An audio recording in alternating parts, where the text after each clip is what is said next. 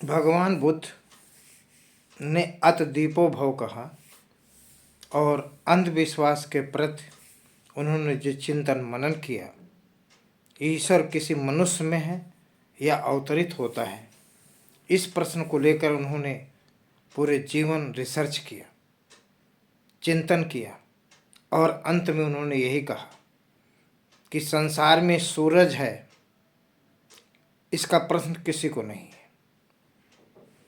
और संसार में कोई मनुष्य जैसा अवतरित भगवान है, इसका प्रश्न सबको है।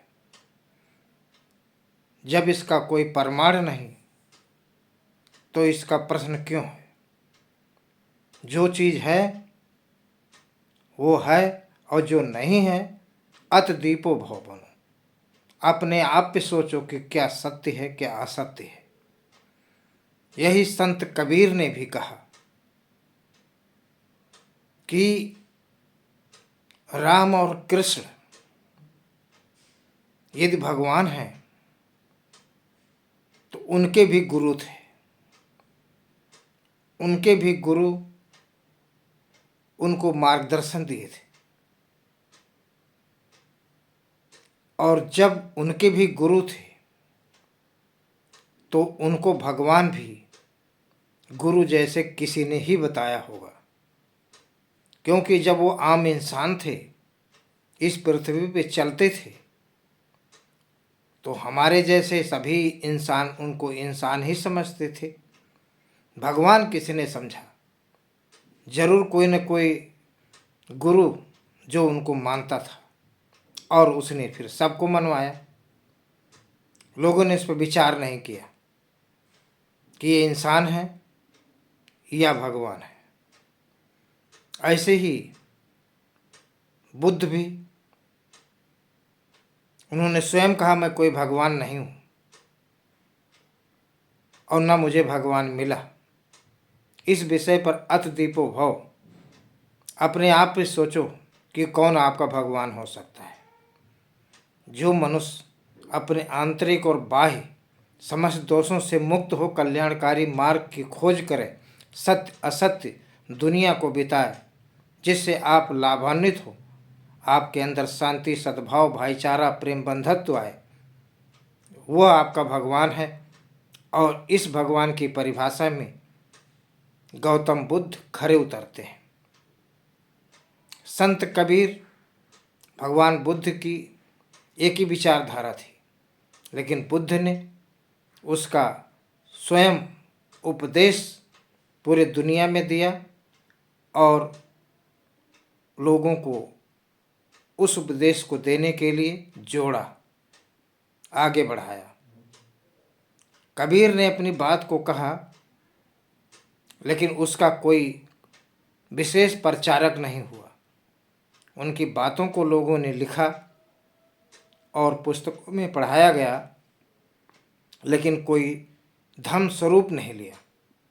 एक कविता के रूप में लोगों ने पढ़ा और भुला दिया। कबीर ने कहा कि गुरु ही सब कुछ है, और गुरु आपके सामने होता है, गुरु आपको मार्गदर्शन करता है। आप उस पे चल करके अपने समाज में देश में ऊंचाई से ऊंचाई पद प्रतिष्ठा प्राप्त करते हैं, और वही आपको विशेष परिस्थितियों में विशेष गुण के कारण भगवान जैसी उपाधि शब्द से सुशोभित करता है। और इसमें डॉक्टर अंबेडकर भी किसी भगवान से कम नहीं है, बल्कि सब भगवान से ऊपर है, कि उन्होंने भारत में सामाजिक अनुभव लिया और तमाम दास्ताएं झेला, उसके विरुद्ध भी संघर्ष करते रहे और उच्च शिक्षा देश विदेश में प्राप्त की। अर्थशास्त्र के मामले में राजनीति शास्त्र, समाजशास्त्र और तमाम ज्ञान विज्ञान भाषाओं के ज्ञाता थे। वो एक कुशल वक्ता थे, बैरिस्टर थे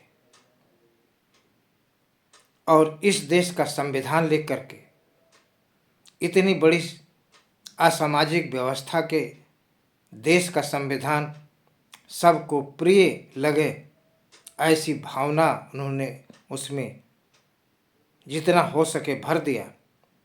अब आज संविधान का विरोध कोई नहीं कर रहा है, क्योंकि किसी को आगे बढ़ने से संविधान रोकता नहीं है, चाहे वो पूंजीपति हो चाहे वो भिखारी हो।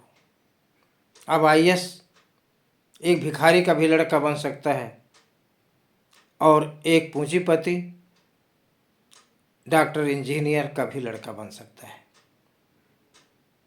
वर्णिक व्यवस्था में जन्मजात जो सिस्टम था उसको संविधान ने खारिज किया। किसी भी प्रकार की सामाजिक भेदभाव करने वाली जो भी ग्रंथ थे उसको समाज ने भले मान्यता अपने अंदर दे रखा हो, लेकिन संविधान ने उसको खारिज कर दिया। राष्ट्र को एक करना, सबको जोड़ना, सबको आगे बढ़ाना, सबका विकास करना, यही बुद्ध का सिद्धांत था, यही कबीर का सिद्धांत था, यही अंबेडकर का सिद्धांत था और यही हमारे संविधान का मूल भावना है। जय भारत, जय संविधान, नमो बुद्धाय।